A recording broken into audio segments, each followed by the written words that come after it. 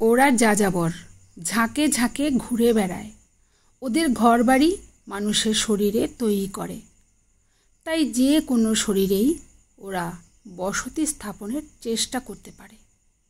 কিন্তু মানুষ যদি সচেতন থাকে, তার প্রতিরোধক ক্ষমতা গড়ে তুলতে পারে খাদ্য খাবার, ব্যায়াম চর্চা বা শরীরচর্চা, যোগব্যায়াম ইত্যাদি দিয়ে, তাহলে সেই রোগ জীবাণুরা সেই দেহে আর বাসা বাঁধতে পারে না, তারা বিতাড়িত হয়।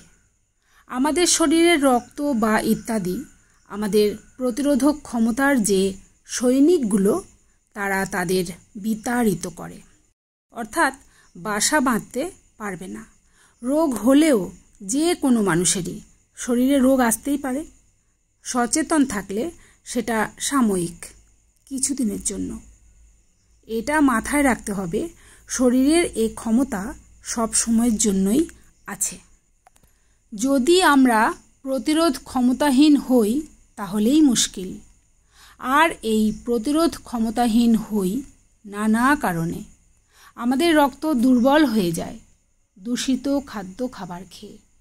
আমাদের রক্ত অম্লধর্মী হয়ে যায়, অর্থাৎ রক্তের ব্যালেন্স নষ্ট হয়, স্বাস্থ্য নষ্ট হয়। রক্তের যে কণিকাগুলো সেগুলো দুর্বল হয়, অর্থাৎ শক্তিহীন হয়। সেই সব শরীরে রোগ জীবাণুরা বেশিরভাগ শরীরকে পরাজিত করে শরীরকে ধ্বংস করে দেয়, এবং সেই রোগ জীবাণুদের জয়লাভ হলেই মানুষেরা একসময় মৃত্যু মুখে পর্যন্ত পতিত হয়।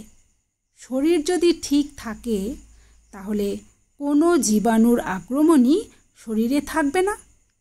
এর জন্য কোনো ঔষধপত্রের প্রয়োজন হয় না।